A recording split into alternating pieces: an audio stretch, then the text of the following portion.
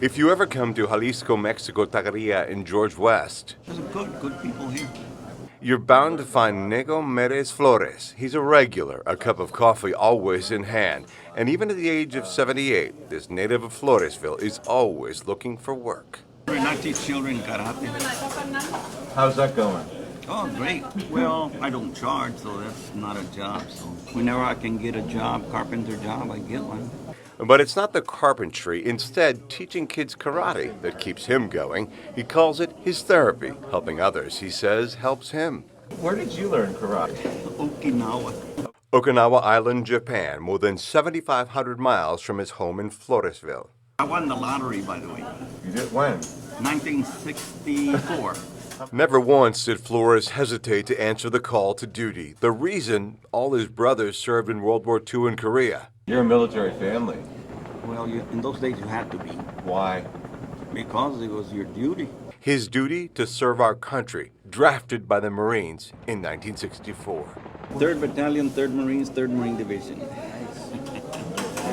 Flores and two of his buddies from Floresville were shipped off to Vietnam. At first it wasn't too bad because I was young, didn't know any better. I had no responsibilities. But then, that one memory comes flooding back, getting off the ship onto a little boat, and then Getting the water and mortars blowing up. While we were still on the little boat, you could hear bullets go bing, like that. It didn't scare you? Well, we were too conditioned what to expect. Flores may have been there and survived the horrors, but he remembers very little. I know I was there and it's in writing and, records, but I remember hardly nothing.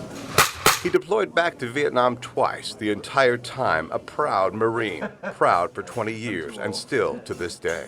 When you came home, how were you treated? So I ignored everybody. But what did they say? What did they do to you?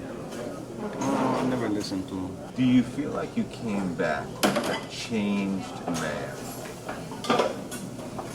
No more than anybody else. It was back in Okinawa, a year before his first deployment to Vietnam, that Flores learned what proved to be his purpose in life, karate. These days, if he's not at Jalisco, Mexico, Taqueria, you can find him a few blocks down the street at his dojo, right next to his home. This here, this is equipment we use, and we go full contact. Well, everything has its place, and when the kids come and they just put everything away. What is it that you feel that you instill in these kids who come here? Self-discipline.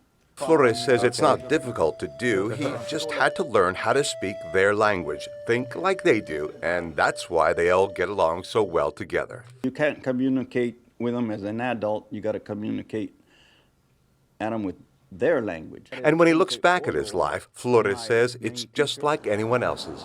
We had a tough life here, good tough life here, and then the Marine Corps wasn't no change, and you still had a good tough life. What do you think the rest of your life is going to be like? Same, teaching karate, working, then I dropped dead. Oh yeah, I'm lucky to be here now. It's good enough for me.